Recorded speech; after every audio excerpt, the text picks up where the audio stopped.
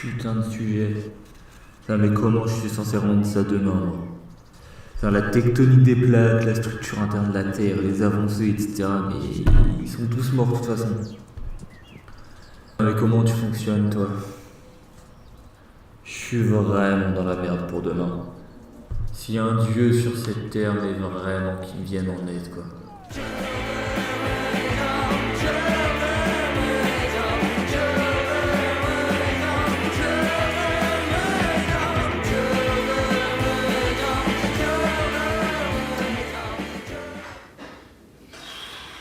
Édouard Suez. Et qui est-ce que je vais faire? Oh, j'en ai ras-le-bol de ce truc, putain. Allez.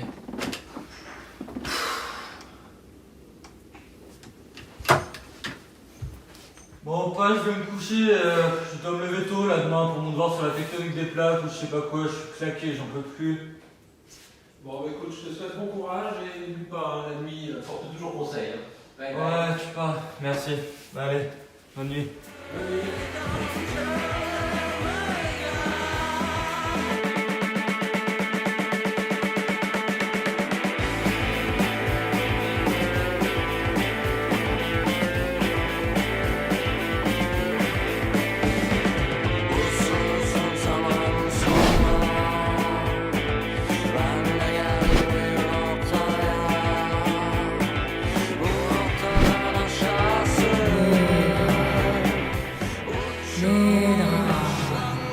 Nedra! Oh putain.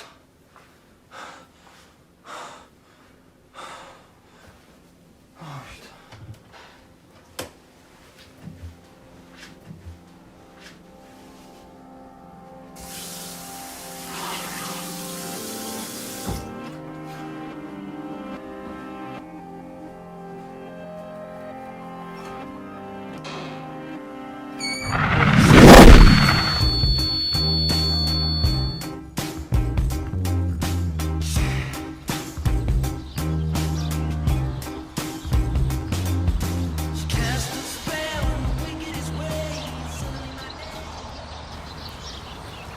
Bonjour Nedra. Oh. Mais je suis où? Mais je suis où? Vous êtes qui? Mon nom est Adamina et je suis là pour t'aider à accomplir ta quête. Ma quête? Mais de quoi vous parlez? J'étais en train de dormir, j'ai ouvert ma porte et je me suis retrouvé là, mais je comprends rien à votre histoire de quête. Qu'est-ce qui se passe? Il semblerait que tu aies fait appel à moi. Donc je suis là. J'ai pas fait appel à vous, je sais même pas qui vous êtes, comment j'aurais pu vous appeler. Et puis je dis, où on est là? Tu as posé une question hier soir. Ne t'en souviens-tu pas? Bah non, je pense pas avoir posé de questions, non, je sais pas, enfin à part... la Terre, vous voulez dire que... Oui, exact. Je suis l'esprit de la Terre. Et mon rôle est de t'aider à accomplir ta quête. Mais de quelle quête vous me parlez, bordel? Je comprends rien, moi, à votre histoire. Je me retrouve en plein milieu de la forêt à 2h du... Je sais pas, je comprends plus rien, moi. Tu as demandé à savoir comment je fonctionne. Je suis donc ici pour t'aider à comprendre cela. Oh, mais qu'est-ce que vous m'avez fait?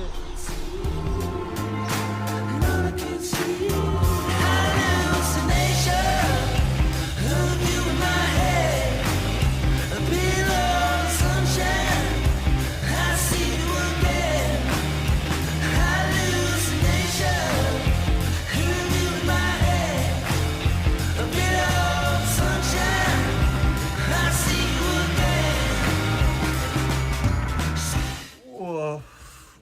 Mais qu'est-ce qui se passe? Qu'est-ce que vous m'avez fait? Écoute, Nedra, je suis difficile à comprendre, c'est vrai. J'ai passionné les hommes depuis toujours. Cependant, je les ai guidés petit à petit pour mieux me comprendre. Ouais, et alors? Tu dois, pour pouvoir rentrer chez toi, réunir les différents fragments du parchemin illustrant les avancées que les hommes ont fait sur la structure interne de la Terre. Oh.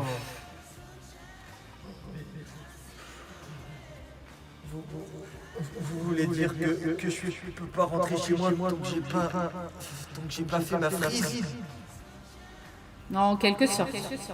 Pour cela, tu dois réunir les 5 fragments de ce parchemin.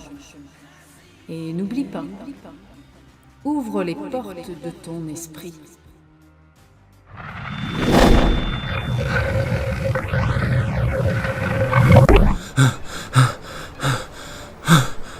Mais où est-ce que je suis? Oh, encore vous? Tu vois cette rive, Nedra? Bah ouais, je crois, en effet, ouais, mais... Et vous étiez pas habillé en Miss Nature, vous, tout à l'heure? Ah, tu sais, je peux prendre des formes bien différentes. Qu'est-ce que tu dirais à quelqu'un qui te dirait que ces 2 berges étaient autrefois rassemblées et qu'il n'y avait pas de rivière? Ou pire, que demain, elle ne serait plus là, alors que tu la vois tous les jours. Ce rêve est vraiment hyper chelou, je ne comprends rien. Je sais pas, moi, qu'il est fou. Disons que c'est à peu près ce qu'a fait Alfred Wegener en 1912, en proposant sa théorie de la dérive des continents, mais à une échelle des milliers de fois supérieure. Et pourtant, il avait raison. Ah, les hommes. Il aimait, lui, la théorie selon laquelle les continents auraient la capacité de bouger de manière horizontale. À l'époque, vois-tu, cela était impensable pour la communauté scientifique. En partie dû au fait que cela remet en cause la principale théorie expliquant l'apparition des reliefs. Les scientifiques pensaient qu'il y avait des affaissements et des soulèvements aléatoires de la croûte terrestre qui entraînent la création de reliefs. Ouais, je vois, c'est pareil aujourd'hui quand tu proposes une idée un peu nouvelle qui remet en cause ce que les gens pensent, quoi. C'est direct la catastrophe. Entre autres, oui. Cependant, Wegener ne part pas de rien et propose des explications fondées avec plusieurs arguments.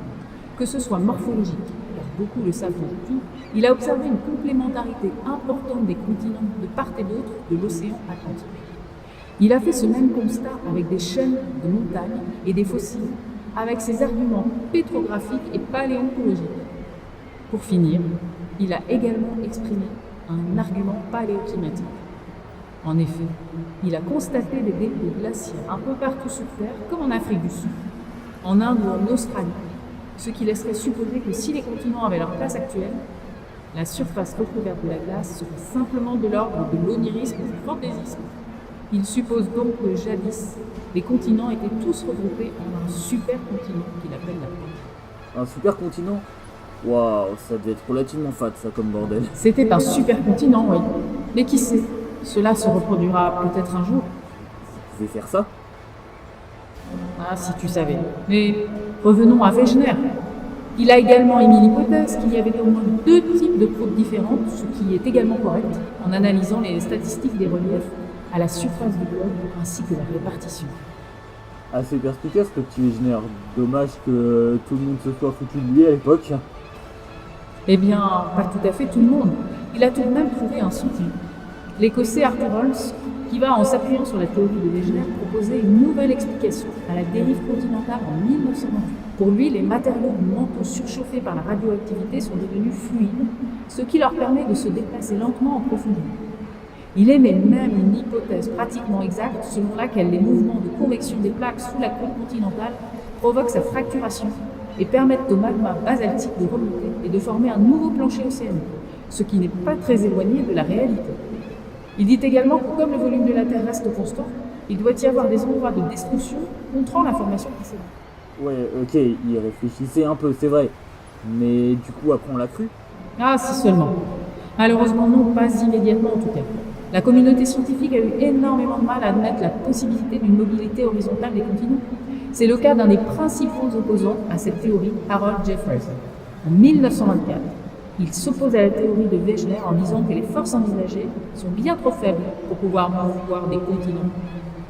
Et d'après lui, une théorie comme celle de Wegener est hors de question. Il réfute également en 1931 en partie la théorie de Holmes sur les courants de convection, car il disait que rien n'avait ni pu la valider ni la contredire, mais que l'ensemble de conditions à réunir, si elle était correcte, aurait relevé de l'extraordinaire. Et il a proposé des trucs, lui, Jeffrey? Non, rien de marquant. Il a simplement principalement contredit Holmes et Wegener. Ah, je vois. Il aura cependant fallu attendre longtemps avant que des avancées soient faites par rapport à cela. Environ 1960, c'est John Tuzo Wilson. Wilson joue un rôle majeur dans le développement de la théorie des failles transformées. Il devient également dans ces années-là le principal défenseur de la théorie de la dérive des continents. Alors qu'à cette époque encore, il était admis par la majorité que les continents étaient bien fixes. Il a d'ailleurs publié quelque chose à ce sujet, un très bon article qui s'appelait A New Class of Force and Their Bearings on Continental Drift, en 1965, où il parle justement de ces failles transformantes qui sont les immenses fractures qui découpent les dorsales, permettant en réalité à deux positions de plancher océanique de coulisser l'une contre l'autre sur des distances pouvant atteindre 1000 km.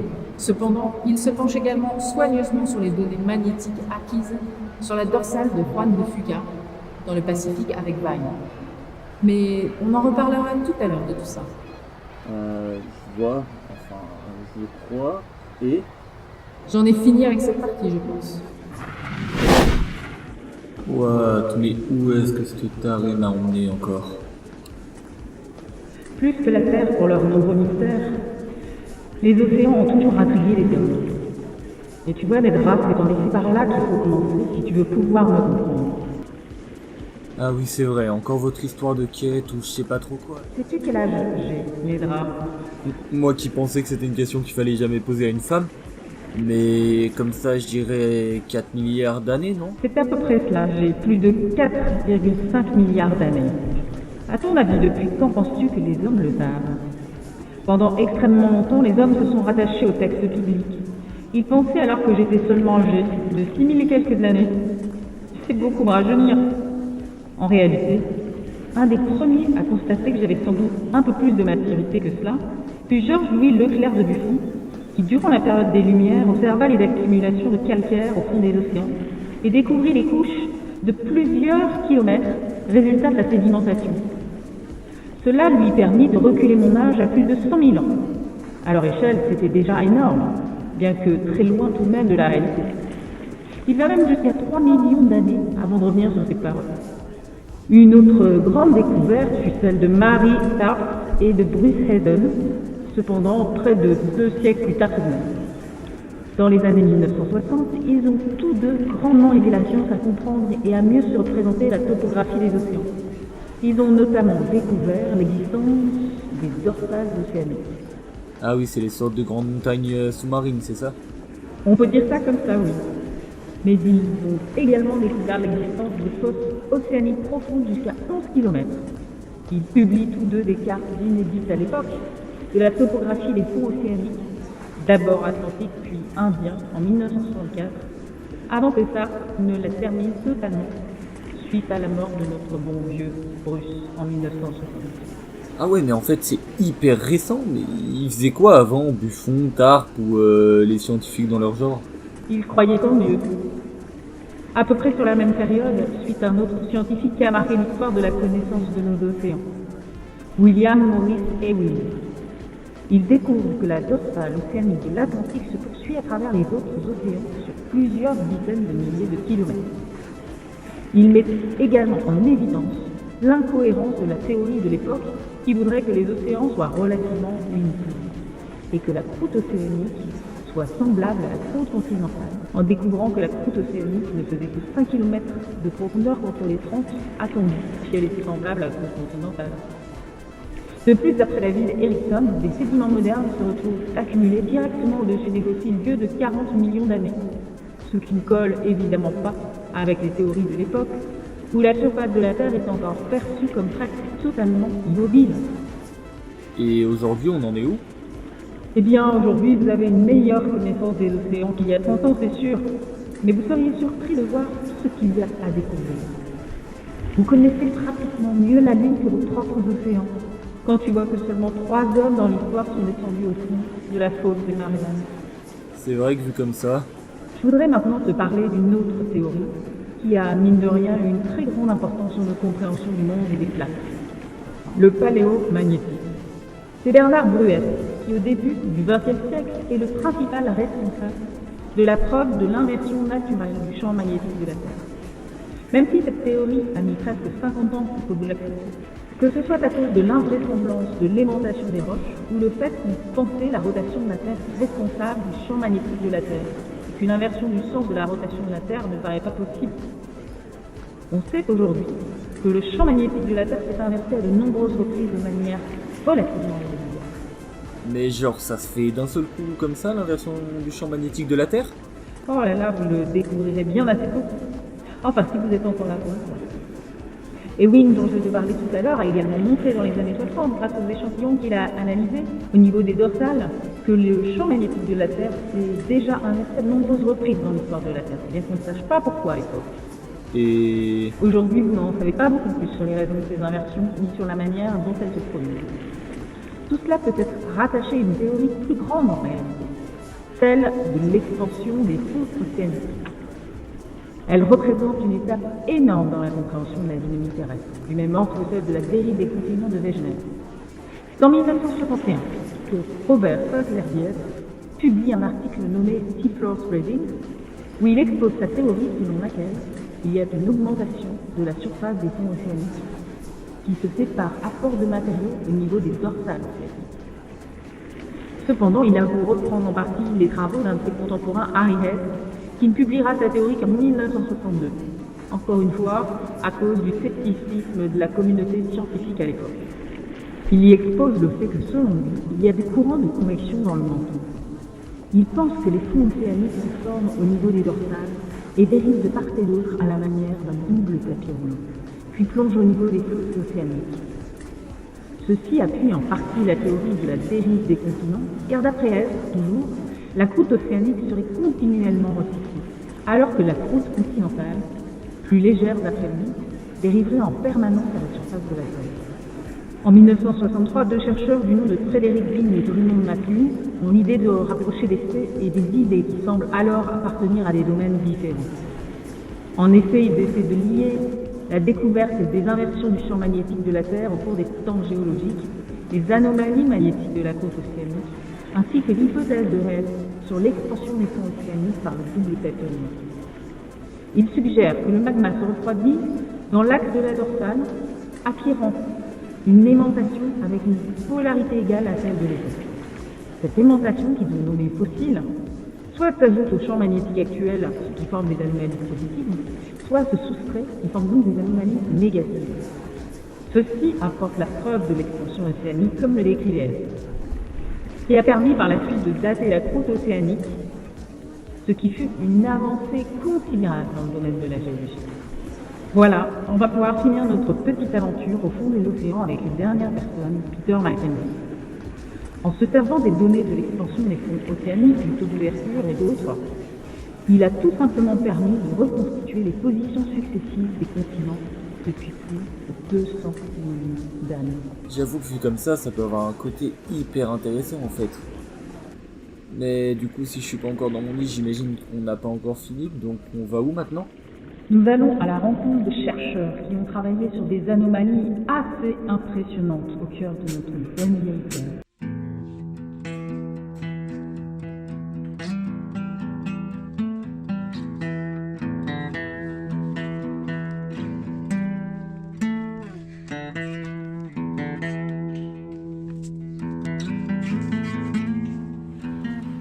Sais-tu ce qu'est une confluence, Nedra? Je sais pas, un musée, un centre commercial? Non, une confluence, c'est un point à partir duquel deux cours d'eau se rejoignent. Ici le Rhône, un fleuve, et la Saône, une rivière. C'est un endroit où leurs deux eaux se mélangent, ou si on la prend dans l'autre sens, se séparent. Sais-tu pourquoi je te parle de cela? Non, je dois avouer que pas vraiment. Sais-tu maintenant ce qu'est une discontinuité? Ah, ils en parlaient dans mon cours, mais alors là, j'ai rien capté. Le terme discontinuité désigne simplement un changement, une différence. En géologie, une discontinuité correspond à une zone à partir de laquelle les ondes sismiques subissent une modification brutale de leur vitesse de propagation. Il en existe plusieurs sous tes pieds. À commencer par celle qui a été découverte en premier, à savoir... Celle de Moro... je sais pas quoi là. Andrija Mohorovičić, dont la discontinuité de Mohorovičić, ou simplement de Moho. Andrija était un géologue qui a étudié et constaté quelque chose d'étrange lors du séisme du 8 octobre 1909 en Croatie. En effet, il a constaté qu'à une cinquantaine de kilomètres de profondeur, il y avait une zone au-delà de laquelle les ondes premières et secondes sont brutalement accélérées alors qu'au-dessus, les ondes se déplacent à des vitesses relativement faibles en comparaison. Cette discontinuité marque la séparation entre la croûte ou l'écorce terrestre et le manteau. Cette discontinuité se trouve en moyenne de 4 à 10 km de profondeur sous les océans, sauf sous les dorsales océaniques, où on interprète la vitesse intermédiaire comme un mélange de croûte et de manteau, et entre 20 et 70 km sous les continents. Une autre discontinuité est découverte 3 ans après par Benno Gutenberg, qui met en évidence la discontinuité qui va porter son nom et qui marque la séparation entre le manteau inférieur et le noyau externe de la Terre. Le même nom est donné à l'interface entre la lithosphère et l'asténosphère, dont nous aurons l'occasion de parler un peu plus tard. Gutenberg a également découvert une zone d'ombre où les ondes P ne sont pas enregistrées par les sismographes. Il a interprété cette zone d'ombre sismique comme étant une discontinuité majeure entre une couche épaisse externe et solide et un noyau liquide. Oldham, un sismologue anglais, l'avait en 1906 localisé aux alentours de 3800 km de profondeur. Mais Gutenberg, lui, la repositionne vers 2900 km en 1912. Ah oui, quand même. 2900 km. C'est hyper profond. Mais la Terre, elle fait combien de diamètre déjà? J'ai un diamètre total de 12 742 km. Rares sont les femmes qui ont permis des avancées dans ce grand domaine qu'est la géologie. Cependant, il y a tout de même une qui a donné son nom à une discontinuité. Il s'agit d'Inge Lehmann. C'est Lehmann qui, en 1936, montre que le noyau liquide à l'intérieur de la Terre, mis en évidence par Gutenberg en 1912, doit contenir une graine solide pour expliquer l'arrivée de certaines phases sur les sismogrammes. Cette discontinuité marque donc la séparation entre le noyau externe et interne de la Terre. Cette interface a été localisée à une profondeur d'environ 5150 km et se manifeste surtout par une réflexion partielle des ondes P. Il existe une autre discontinuité de Lehmann qui se situe dans le manteau supérieur à une profondeur comprise entre 220 et 30 km de profondeur. Elle se manifeste par une brusque augmentation de la vitesse des ondes S et elle est souvent présente sous les continents, pas sous les océans. Cependant, elle fait encore débat et objet de controverse. Plusieurs hypothèses sont possibles, comme une profondeur accrue de la sténosphère, une transition de phase, mais en fait aucune n'est réellement validée pour le moment. Eh ben, on peut dire qu'elle a vraiment su s'imposer, cette femme. Mais je me doutais vraiment pas qu'il y avait autant de choses à découvrir sur vous ou sur ce qui se passe sous nos pieds, et c'est vraiment hyper impressionnant. Les choses qui peuvent paraître complexes au premier abord peuvent également souvent devenir très intéressantes. Il suffit simplement d'essayer de les observer avec un autre point de vue. Je vois ce que vous voulez dire. Bien, passons à l'une de nos dernières anomalies constatées jusqu'à aujourd'hui. Le plan de Wadashi-Benioff, te dit-il quelque chose ? Bah non, simplement de nom. Le plan de Wadashi-Benioff est un plan découvert d'abord par Kiwu Wadashi en 1935, puis perfectionné par Hugo Benioff en 1949. Et ce plan montre une disposition étonnante des foyers sismiques. Les séismes superficiels sont les plus fréquents. Ils se localisent essentiellement entre la fosse et la zone volcanique. Les séismes plus profonds ont une caractéristique remarquable. La profondeur de leur foyer augmente lorsque l'on s'éloigne de l'arc magnétique. Ces foyers se répartissent selon un plan. Le plus étrange à l'époque était que ce plan ne devrait même pas exister car les tremblements de terre nécessitent un comportement du milieu fragile pour se produire. Or, à partir de 50 km de profondeur, la pression et la température ne devraient pas permettre un tel mécanisme. Et pourtant, on en observe jusqu'à une profondeur d'environ 670 km. Ce phénomène n'est à l'heure actuelle encore pas très bien expliqué. Cependant, on constate tout de même le long de ce plan une anomalie thermique négative expliquée par le fait que ce plan suit une subduction et que la plaque lithosphérique plongeant dans la sténosphère est alors plus froide que le milieu dans lequel elle plonge. En fait, vous êtes hyper mystérieuse. J'aime bien faire mijoter un peu les gens, on va dire. Je vois ça. Et nous, on en a fini avec les discontinuités, etc. Pour l'instant, oui. Il nous reste cependant un point à aborder et pas des moindres. Et qui est ? Eh bien, la tectonique des plaques. Swimming inside 7 slow dancing in seconds. Oh, and I'm the one that loves you. Waouh, c'est vraiment magnifique. On est où? Nous sommes ici en France, dans la Chartreuse, afin d'aborder le dernier point de notre périple. Dernier déjà? Waouh, mais à la fois j'ai l'impression que ça fait 1 minute et à la fois un siècle qu'on est ici. Et oui, tu sais, le temps et ses échelles sont bien relatifs. Les montagnes que tu vois en face de toi sont âgées de plus de 200 millions d'années. Cependant, elles et le paysage qui les entoure ont bien évolué depuis. Et évolue à quel point? Dis-toi qu'il y a 220 millions d'années, l'intégralité de ce qui se trouve ici, ou presque, était submergé, avec un climat plus proche de celui de l'île Maurice. Ah oui, quand même. Et oui, quand même. Et cela n'a été décrit que très récemment par l'homme. Commençons par Brian Isaac et Jack Oliver. Dans les années 60, Jack Oliver, ainsi que l'un de ses anciens étudiants, Brian Isaac, fournissent des preuves sismologiques soutenant la théorie des plaques. Ils installent des stations sismographiques dans le Pacifique Sud qui enregistrent l'activité sismique. Grâce à quoi ils ont émis l'idée qu'une partie du plancher océanique est poussée vers le bas. La vitesse des ondes captées à proximité du plan de Wadachie-Benioff indique qu'il s'agit d'une zone froide. Isaac et Oliver apportent la preuve en 1967 qu'il y a bien plongement ou subduction d'une plaque froide et rigide, la lithosphère océanique, dans le manteau plus chaud, peu rigide et ductile, la sténosphère. La limite entre ces deux zones correspond à l'isotherme 1300 degrés. Ce sont les premiers à réellement faire une distinction entre ces deux couches que sont la lithosphère et la sténosphère. Ensuite, c'est Xavier Le Pichon, 1968, qui propose un modèle quantitatif de la tectonique des plaques. Basé sur le principe mis au point par Mackenzie l'année précédente, est composé de 6 plaques et montre leur mouvement relatif depuis 120 millions d'années. Ce modèle a permis de grandement améliorer la compréhension de la répartition des tremblements de terre et de l'histoire des continents. Ah oui, c'est vrai. Et il y a William Jason Morgan qui a fait une théorie selon laquelle il y en avait 12. En 1967, si je me trompe pas. Et on est plus dans la Chartreuse, là. Non, en effet, nous sommes ici en Ardèche. Ah, c'est vrai que c'est vraiment sublime. Il est par ailleurs le premier à proposer une théorie plaquiste, à la suite de la découverte de la géométrie en arc de cercles des failles transformantes précédemment découverte par Wilson en 1960. Et il y en a combien en réalité? Eh bien, il y en a 12.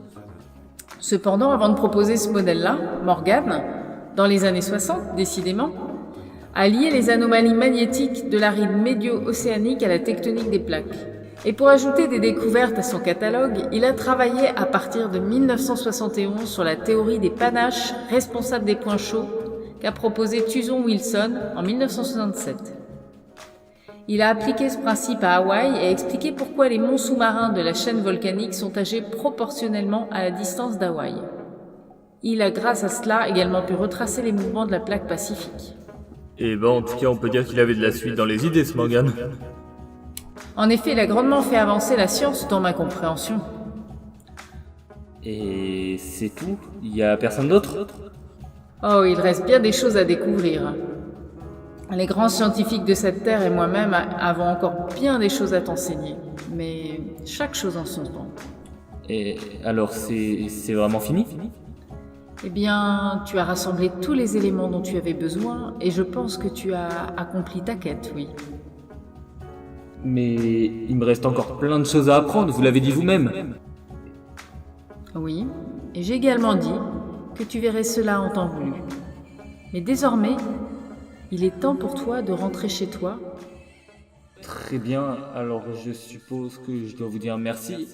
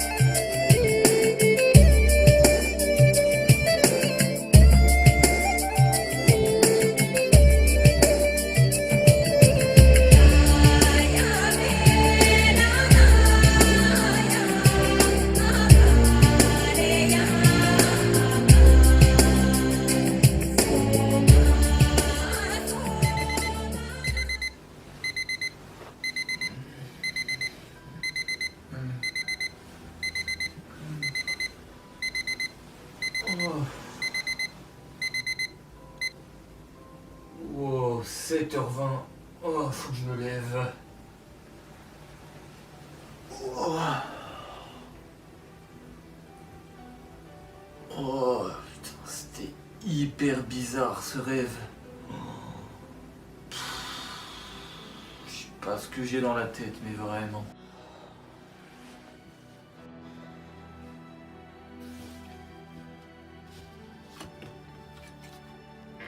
Ouais, ça va, bon, c'était qu'un rêve. Non, c'était vraiment hyper bizarre. Attends, mais... Quoi? Qu'est-ce que c'est que ça? La dérive des continents, Alfred Wegener, Harold Jeffrey... L'expansion des fonds océaniques, la connaissance des fonds marins, mais... Les discontinuités... Morangovichik... Lehmann, Gutenberg, mais... Mais comment ça se fait que je connaisse tout ça, moi? Adam.